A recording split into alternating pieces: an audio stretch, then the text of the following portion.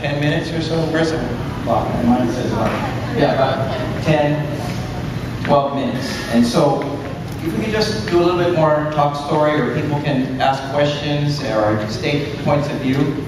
I would like to continue the dialogue, and then at 8 o'clock we'll just all break and head home. So, Eileen, you want to? It's not necessarily a question, but just living here in Eva Beach and seeing a lot of people suffering, jobs are hard to find, and kind of like the people that were here and they're interested in vacation rentals.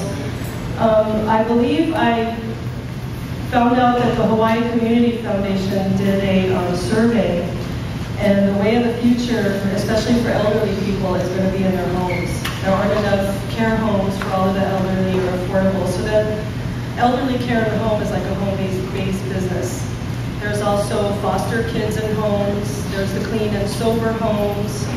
So people who have home-based business in their homes, not necessarily industrial businesses. So what I would like from you, knowing your strengths, is that if you could bring forward, like with the vacation rentals, a way that the city could accommodate home-based businesses in the future without a lot of monopolies, like the issue with the vacation rentals where the realtors want to only be able to rent, and so a homeowner wouldn't be able to, and then they would make it so unaffordable. So my thing is that that may not work on a beautiful side of the island where it's more resort, but in Eva Beach it beautifies our area, the vacation rentals, and anything like that. I would hope that the government, instead of hiring more officers to come against really nice people who are not criminals and just want to make some money and they pay their taxes, instead of hiring officers to come against people who truly want to beautify our area and invest in our area and create jobs, that you would be able to write something and reach out to us so that we can capitalize on the tourism industry or anything else that we can in our area, so that we can stay home and stay off the highways and save in gas and everything else. That's just my 2 cents, not necessarily the news. I really thank you, Eileen. I think you said some really important things. 2 issues. One is the vacation rental issue. We were talking with some of your friends here who came from all around the island to talk to me about that issue. The other one is what I call aging in place. You know, we're an aging population in Hawaii. When we were a state, the average age was, I can't remember, but it was in the low 30s, and now it's getting close to 60. It's partly just a baby boom. And it actually is cheaper to age in place in your home than to go to a care home where some care homes are charging $6,000 to $8,000 a month. I don't know how people can afford that for very long before you're bankrupt. And of course, when you go bankrupt, then you can qualify for other things. But it's a sad thing. Yeah, it's sad to have to go bankrupt. So there is a lot of discussion about aging in place in your home, and I think government has to be a part of that, because that requires a lot of care providers. Because it makes sense when you're in a home, you have a few nurses serving a lot of people, or care providers. If you're in your home, you need someone to go there. But it is being done to some degree, and I think it's something that both the county and the state government, and I actually believe the federal government, should be doing. You know, seniors in their golden years who have sacrificed and saved and done things so we can live a better life, when they need our help, we need to step up, and I think any civilized society and government should be looking to do that. And that is a big industry. I think people being trained so that they can provide that kind of care. It doesn't always have to be the highest level care, by the way. It's not, you're not in a place because you have someone who you're totally bedridden. You just need someone who comes in on a daily basis, checks on you, helps you with some things, helps you maybe take a shower, and then you're on your own. And people are happy in their homes.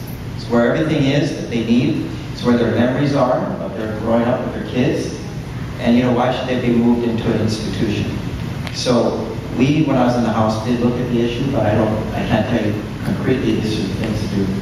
And on vacation rental, for those of you, and I know it's a highly controversial issue like rail, but I do support vacation rentals.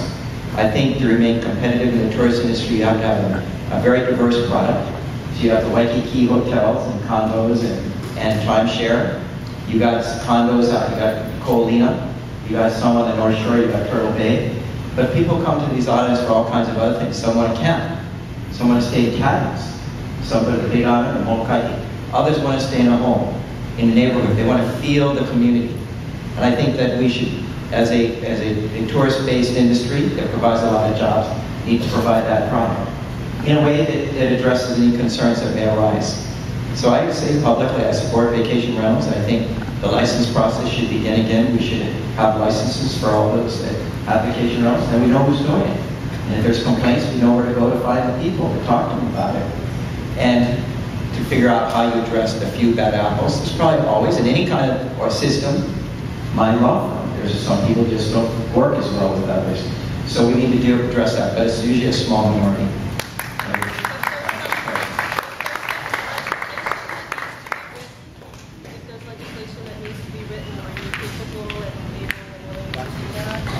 So the question is if there's legislation that needs to be written, would I be capable or willing to work on such legislation? The answer is yes. I do think, by the way, there needs to be, as a mayor of the city and county of Honolulu, we should pass an ordinance that regulates it, regulates the vacation rental industry, that provides a license process, that decides what government authority is the one who would license.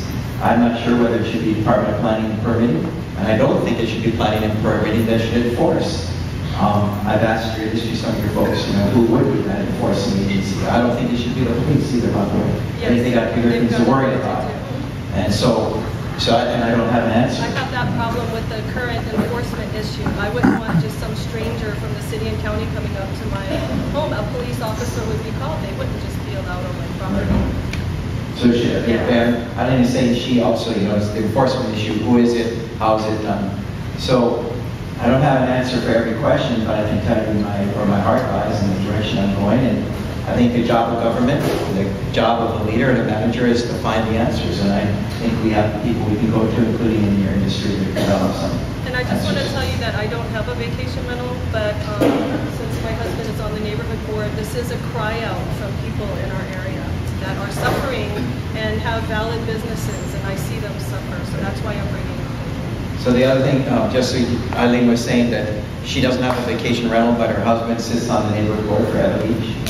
And they hear a lot of cry out for assistance in the vacation rental industry. And the crying out is happening because there isn't proper regulation, there isn't proper enforcement, there isn't proper licensing. So like any problem, when you don't address it, it just gets worse and more people complain. And that's, I call that political malpractice in a way, that it's not being addressed. Yeah. And many politicians are afraid of the issue because half the people for, half against, and you're going to be yelling at people. They want to make everyone happy, but life you can't please everyone all the time. Yes?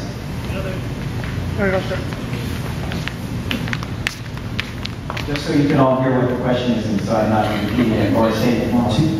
So in regards to the vacation rental issue, which is a sensitive issue, you say you do support it. There's other issues other than just the licensing and legality of licensing. There's, for instance, talk of different taxation. I mean, those people that do have vacation rentals do pay their GDP tax. They do pay a TAT tax, which represents about roughly 14%. There's also talk in the city, from the meetings we have gone to, of taxation at resort taxation, which would squash about 90% of all, the small mom and pop vacation rentals. What would you do about that? How would you guys solve that? I would not support creating a resort class of real property around one home in the neighborhood, or 2 or 5 or however many are. I think that's crazy. We have zoning and different classes of real property in an intelligent way. So if you're in Ko'olina, that's zoned resort. Your Turtle Bay, your resort, Waikiki. But to say somehow where there's one home vacation rental that becomes a resort property, crazy. Because I don't look at that as the type of resort we're talking about. Resorts are classified a certain way and may be taxed, sometimes higher, sometimes lower, but it's to pay for the excess capacity placed on the system, sewage and all the rest. But a vacation rental is just another family living in a home. They may be renting it for a period of time when they visit the islands, but it's not putting 300 people in one tall building and taxing the sewer system and the water system or the roads. So I think that's a crazy thing. And I think the guys who are proposing that are the ones who want to do away with vacation rental property, is my guess. But it'd be like spot zoning all over the entire island. That's crazy. Okay? Yeah. Any, we have a few more minutes, and then we'll close. Yes? Hi, Kirk. Thanks, Rich. We have a comprehensive plan to address what I think one of the greatest social issues facing this island, which is a homeless problem. So the question is, do I have a comprehensive plan for facing the homeless problem on this island, which is tremendous.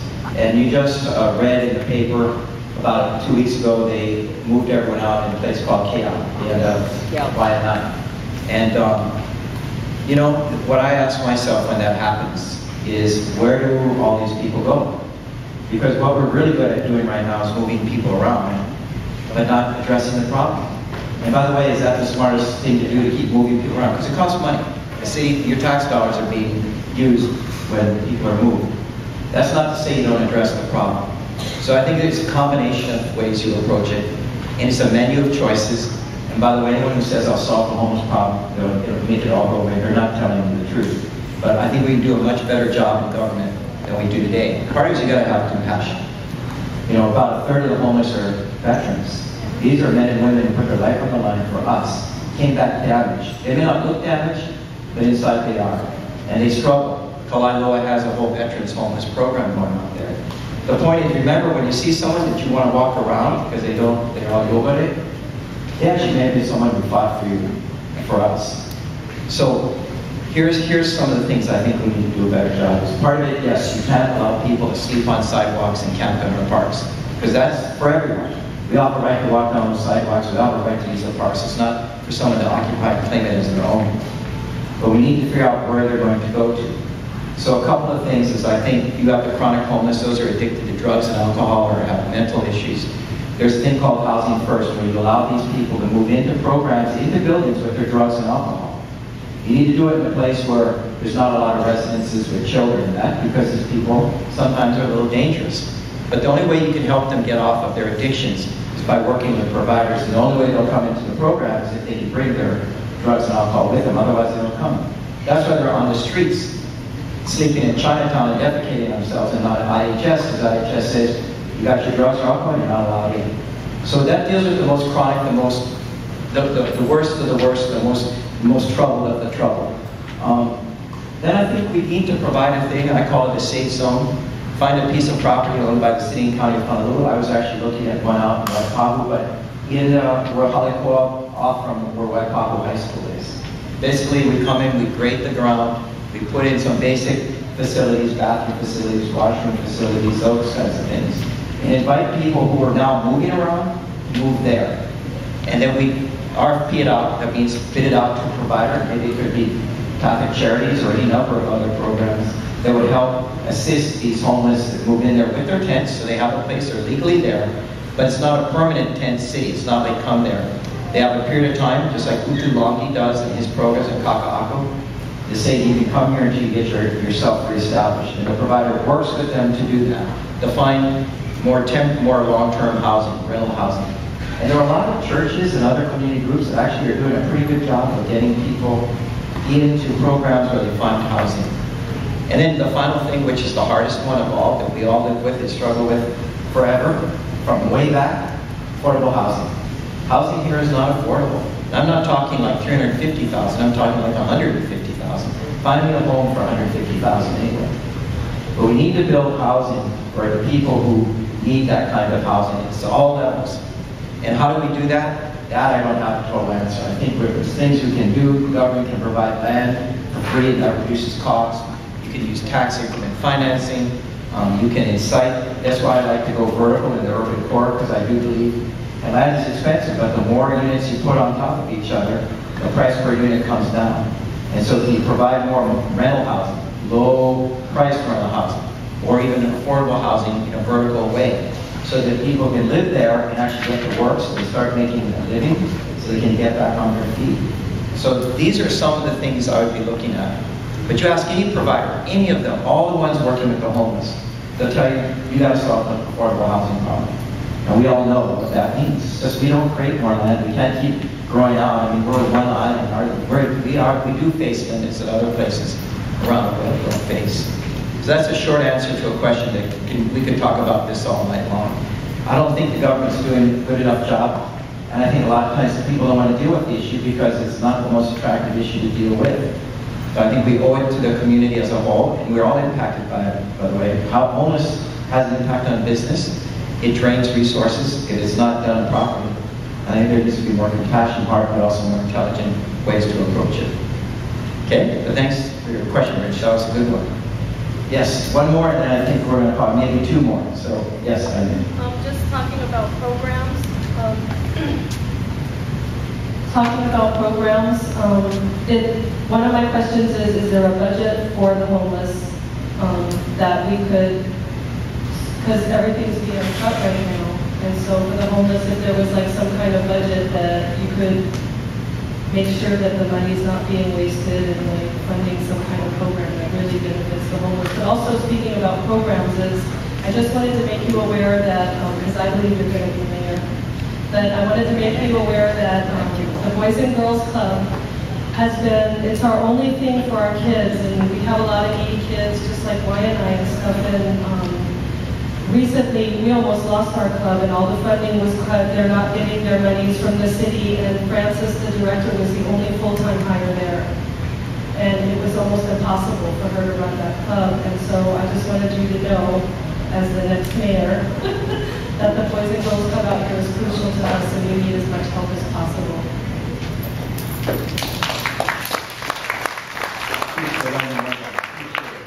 One more question, and then we'll wrap it up if that's okay with you guys, but I hope I can come back out here again and share my roadmap and vision with you after I hear from you. Any other questions from anyone? Yes? You gotta ask something different.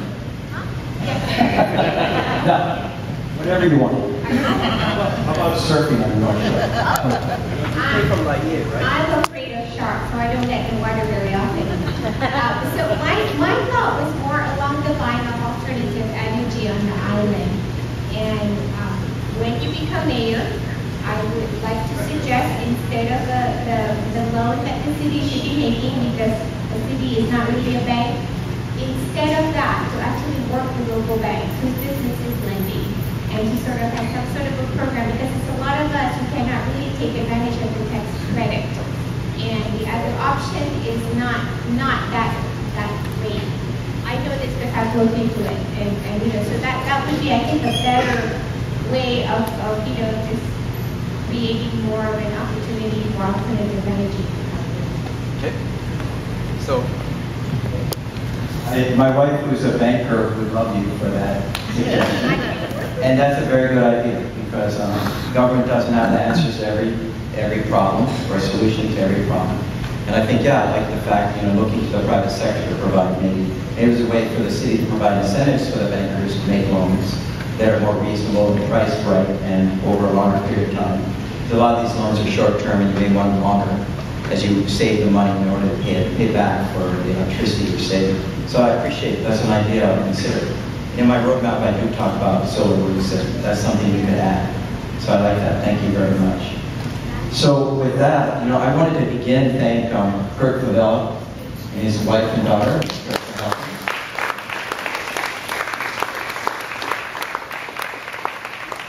I wanted to thank Peter Caldwell and his entire team, his brothers and sisters, and